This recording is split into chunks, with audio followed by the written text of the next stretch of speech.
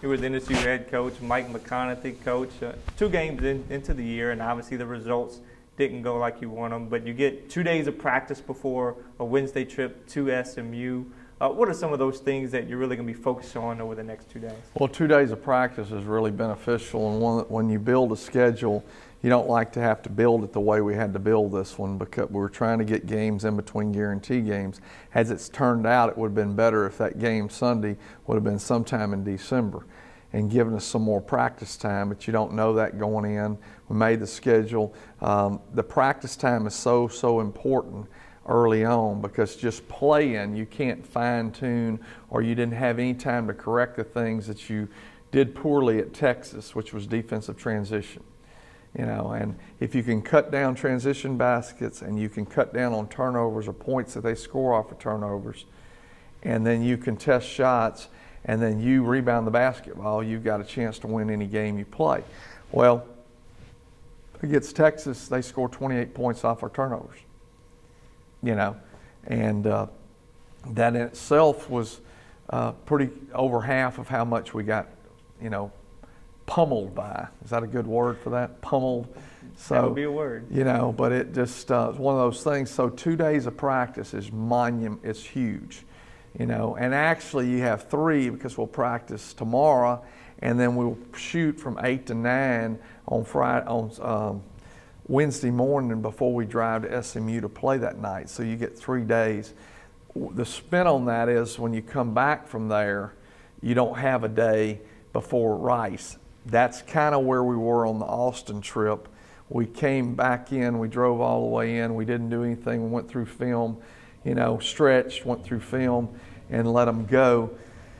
You know, probably wasn't a wise move, but you know, at the front end of something, you tend to err on being a little bit more cautious, because you don't want to be completely worn out at the end of the deal when you feel like you've got a chance possibly to win a game.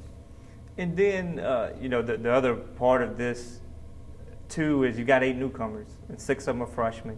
And one has never practiced. That's right, one's never practiced, like DeAndre Love. But, you know, there were bright moments for individuals. C.J. Jones, especially against Laterno, of course, Dar Perry, but Larry Owens, you know, contributing well. What are some of those bright spots that you can pull out? Well, I think the bright spots are we scored 25 points in the paint. You know, that's a really good thing against Laterno yesterday, which, you know, someone would say, well, you were bigger than them. Yeah, but you got to get the ball into there, and I thought we did a great job in the second half there. One thing that did come out of this, we play in our waves, and we keep score of the waves, and our second wave was plus 9. Our first wave was minus 25. So the head coach needs to look at stats a little bit closer, because he should have had the second wave in more. But then at the end of the game, the last 8 minutes, it really gets skewed anyway, because we couldn't, you're trying to make up ground and you couldn't play. You had to break up and just go with size and speed, and that wasn't always meshing very good. You know, and just for example, if Malik McTwire was healthy, you could have had him in there, and he's long and big, but he's also pretty agile. You know, but that's just kind of the way that goes. And you know, if I had a bunch of money, you know, it'd be good too, but I wouldn't know what to do with it, so it really wouldn't matter. Wednesday is the last game without Jalen West.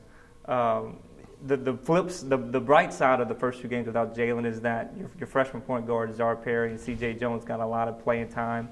And I'm sure there are going to be times maybe when Jalen gets into foul trouble that you'll have to play without Jalen again. How do you take the benefits from this patch of games going forward too? Well, I mean, you know, the toughest part of any of these games is not losing your team before you get to the time when you need your team to perform. But, you know, my wife's analogy on this is, and I may be getting off a little bit on your question, but I need to answer this, is if someone's ever been to Disney World, or someone hasn't been to Disney World, and you tell them about Disney World, and then when you get to Disney World, you've never been, and you say, oh my goodness, this thing is unbelievable. Well, that's the way it is with guarantee games. You can tell them you're going to play at the University of Texas. and you can say it's great, it's wonderful, this, that, and that. But when you get there, and Mamba is 7 foot with a 9'6" reach, and the speed of those players was phenomenal. Probably Oklahoma several years ago had the fastest team I thought I'd ever seen. This bunch was the fastest, one of the top 5 anyway. We'll say top 5. And you can't until they experience that. They can't, and it kind of hits you right between the chest, knocks you down. I've fallen down before myself too, but knocks you down, and you got to get back up and do that. Well, you got bruised egos. We all get our egos bruised. I'm all this in a bag of chips. I'm a pretty good basketball player, and then your feet get chopped out from under you. It's pretty tough to bounce back. The problem that I see is transferring from practice to games and playing with the competitiveness that we do in practice. And the reason I point that out is because everything we do is competitive-wise, and when they're in teams of white and purple. And whoever wins the drill, the other team has to run. They will fight you over a point or whatever. Well, why is that not transferring to the game? I don't know that. I mean, it's just the most difficult thing that I've ever tried to figure out. And, we're going to continue to work at it, but, we had a great practice this morning. A little bit slow starting. Anytime you come after a day of game, it's going to be a little slow. I mean, especially if you get popped pretty good like we did. But we did have a good practice, and we made some adjustments that will carry over in the game. We'll have to continue to work on them on a daily basis to get better at that, but it was all good. You mentioned in the post-game Sunday that not only are you losing the points, assists, and rebounds that a Jalen West brings, but the organization, the floor general, he's putting people in the right positions, whether in defense and offense. How vital will it be to get that back Friday? And well, it's just I can tell you about it. Until you see it, you don't really understand. People that haven't seen him play, because he just makes everybody else on the floor better. They take their game up, if you want to say 1 or 2 notches. He just has the capacity to do that. But so we'll be looking forward to that, and his return, and just wishing the best for him. And I don't know if I'm supposed to say this, but I guess I can. And if I'm in trouble about it, I did speak with a scout the other day that said they'd be watching him very closely, and he was going to do everything he could to help him get into a camp, to be a workout. And I let him know that, and that was very encouraging, I think, to him. And, we're going to continue to try to put him in the best place he can to where he can have an opportunity to be successful, and I truly believe he will be.